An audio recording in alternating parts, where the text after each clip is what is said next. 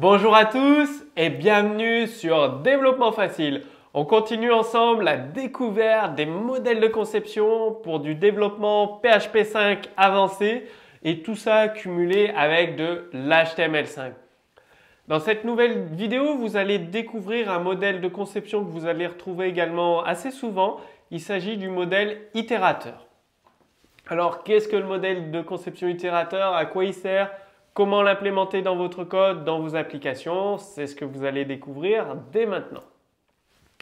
Alors, le modèle de conception itérateur permet de naviguer dans une collection d'objets ou une liste d'éléments sans montrer au reste de l'application comment est constituée cette liste.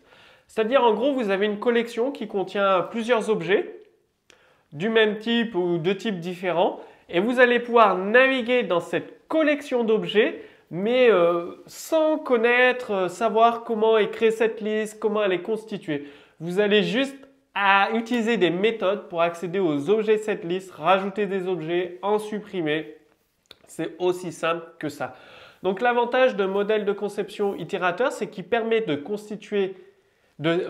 séparer la création d'une liste du traitement de celle-ci. Je vous conseille toujours avec la méthode de développement facile de séparer le traitement, la création, les interfaces, de séparer le code et de les rendre un petit peu indépendantes les unes des autres, juste reliées par des communications pour échanger les informations qui sont nécessaires. Donc avec itérateur, vous allez donc séparer la constitution de votre collection du traitement de celle-ci et vous allez apporter une méthode générique quelle que soit la manière dont est constituée cette liste. C'est-à-dire le modèle itérateur, il contient à peu près 3/4 du temps, c'est toujours les mêmes méthodes. Donc quel que soit le langage, c'est push, toujours next, toujours ces méthodes-là. Et ça vous permet de naviguer dans la collection et de la modifier. Donc ce modèle de conception itérateur, ça apporte une sécurité pour parcourir les éléments de cette collection. Donc PHP de base, il propose plusieurs classes itérateurs qui implémentent l'interface itérateur. Vous avez par exemple array itérateur pour naviguer à l'intérieur d'un tableau, directory itérateur, no range itérateur, etc., etc. Donc, comme je vous l'ai dit, pour résumer, le modèle de conception itérateur permet de parcourir n'importe quel type d'objet avec des méthodes connues. Donc cet objet doit implémenter l'interface itérateur bien évidemment. Et je vous l'ai dit dans ce cours, je l'ai utilisé sans faire attention, c'est que vous entendrez souvent parler du parcours d'une collection d'objets, parcourir une collection avec itérateur. Donc on passe tout de suite à l'exemple de code source, la mise en place du modèle de conception itérateur pour parcourir une collection, donc les livres d'une bibliothèque. Alors voici l'exemple de code source du pattern itérateur, c'est-à-dire le parcours d'une collection. Donc c'est exemple data, la classe qui gère la collection. Alors je vous montre comment on l'utilise et ensuite l'implémentation des différentes méthodes. Donc vous l'instanciez, vous ajoutez des éléments, vous faites un affichage, vous pouvez ajouter d'autres éléments. Ça permet de parcourir la collection, donc c'est hyper simple, hyper rapide. C'est-à-dire comme élément, vous pouvez mettre des objets. Là, j'ai mis des simples chaînes de caractères pour que ce soit plus simple pour l'exemple, évidemment. Mais vous pouvez carrément mettre des objets plus ou moins complexes selon les besoins de votre application. Donc là, on se place au début de la collection, donc sur le premier élément. Tant qu'il y a des éléments valides, on les affiche. Donc là, on récupère un objet en fait. Bon, moi, c'est des chaînes de caractères, donc c'est directement affichable. Mais si vous récupérez un objet, vous pouvez appeler ses propriétés et ses méthodes. Et là, vous passez à l'élément suivant. C'est-à-dire qu'en 3 lignes de code, vous parcourez votre collection, qu'elle soit complexe avec des objets ou simple avec des chaînes de caractères. Vous pouvez enlever un élément en passant l'élément concerné. Donc là, c'est une chaîne de caractères ou l'objet lui-même. Vous vous replacez sur le premier curseur et vous faites l'affichage. Alors, comment ça s'intègre? C'est relativement simple. Vous avez un tableau, un array qui contient tous les éléments de votre collection. Donc, ça peut être des objets ou des chaînes de caractères. Et un index pour savoir où vous êtes positionné dans votre collection. Sur le premier élément, sur le troisième, sur le sixième, sur le dernier.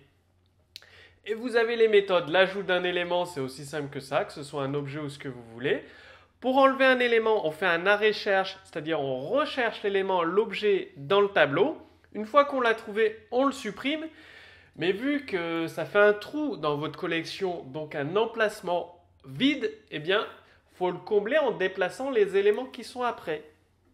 Donc on se positionne sur l'élément courant dans notre clé, on passe à l'élément suivant, on parcourt tout notre tableau, donc toute notre collection, tant qu'il y a des éléments valides, et on revient, on déplace l'élément actuel sur l'emplacement précédent. Donc là, on est sur l'emplacement vide, vu qu'on vient de le supprimer, et là, on est sur l'élément juste après. Donc on le déplace sur l'emplacement vide, on passe à l'élément suivant, à l'emplacement suivant, on déplace, on arrive sur le dernier élément.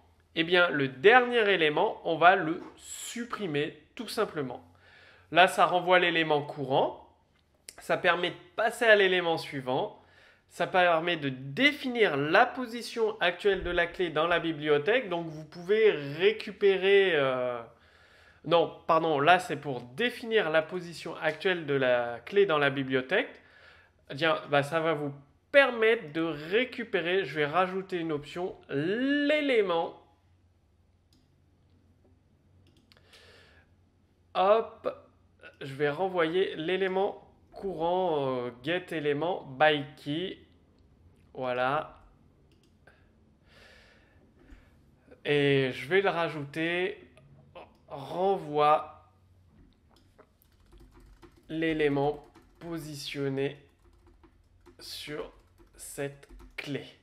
Donc vous définissez une clé, vous positionnez votre clé dans la collection et ça vous renvoie l'élément courant sur cette clé. Très pratique.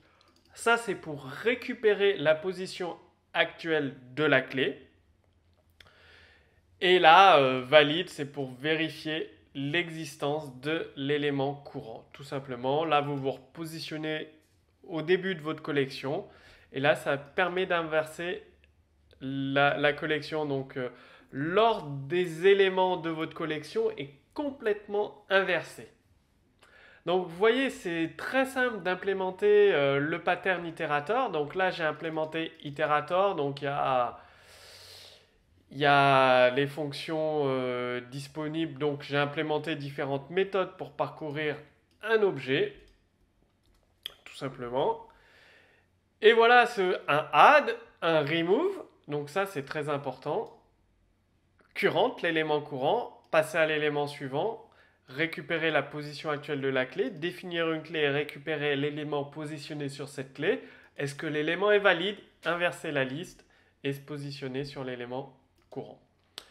Donc qu'est-ce que ça donne? Eh bien là, de base, il y a ça, il y a jusqu'à l'élément 5. On ajoute d'autres éléments, donc 69 jusqu'à 10. On supprime l'élément 69. Vous remarquez que jusqu'à 5, il était là, il a été supprimé et tous les autres éléments ont été déplacés dans la collection. Et l'élément 10 a bien été supprimé pour éviter qu'il soit en double. Donc là, c'est une implémentation du pattern itérateur. Vraiment, il s'implémente très facilement et il est très pratique. Regardez, l'ajout d'éléments est très simple. Le parcours des éléments est très simple. La suppression d'un élément très simple. Et de nouveau, le parcours d'un élément.